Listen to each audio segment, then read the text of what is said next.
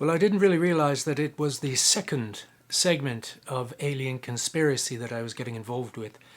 But I was contacted by Alex Michaud, the filmmaker, and he told me a bit about this story of aliens coming to Montreal. And as I lived in Montreal, this was a story that touched my heart in a way. And I decided, why not? I needed the practice, frankly. It was an interesting experience, an opportunity for an experience to run around some fields and a cottage with some people I knew and some I didn't, and practice my Canadian accent so that maybe I could broaden my scope of my craft through this. And it was a lovely time. He was a lovely man. Hello, Alex, if you see this. And it was the start of a new direction in my career. And it was an honor to be a part of such a visionary piece. Yes, so at its heart, this is a story about friends. A group of friends who get caught up in what seems to be aliens taking over the city of Montreal. And they all flee into the country to try to evade this. Ultimately, without any spoiler alerts, things don't go as well as they might have hoped. And I was cast as Brett, scrappy Brett. And my take on him, I would say, was one of fear. He was I wouldn't go as far as to say the moral center of the piece, nor was he the audience's eye, but he was afraid of aliens, deathly afraid of aliens. And he always thought we were doing the wrong thing. And I figured if I approached that with the attack of a convicted man, not convicted in any criminal sense, but a man of conviction, that he was afraid, it was a good place to start. And I fit in very well, frankly.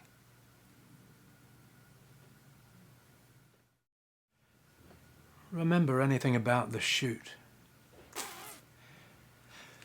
Well, I have been asked to remember a boat ride. We took a boat from one shore to an island, the shore of the other island, from the mainland shore. And mind you, the whole time the boat was on the water, is what I've been asked to remember, directly atop the water. And we were in the boat that rowed across the water to the island. So I remember that. Please keep in mind that famously at this time in my life I was imbibing massive amounts of heavy narcotics, so my memory is a little foggy on some matters in this area of time. I do remember a very awkward conversation with Johnny Fallon, though.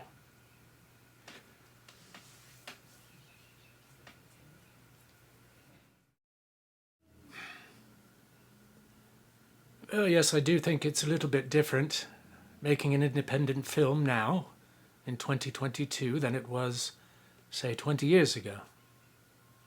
Not vastly different, mind you, but well, the camera is different. The people now are 20 years older, so there's that you'd have to consider when coming up with a story for people who are 20 years older than they were 20 years ago, today.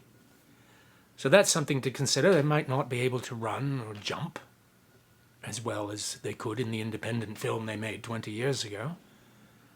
But they may have a little more life experience and a deeper sense of story imbued within their lives at this point. So I do believe there would be quite a difference making an independent film 20 years ago to making an independent film today.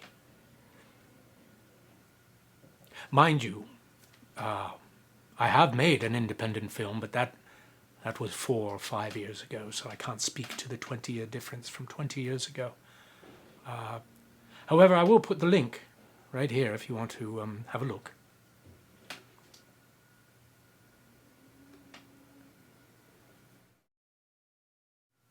Right, yes, it did help my career, I'd say.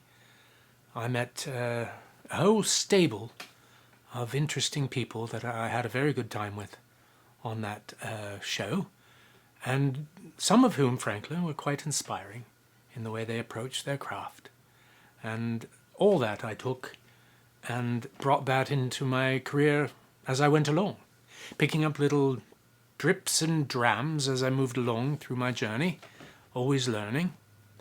And I think that has served me well in my new iteration of my career, farming cats.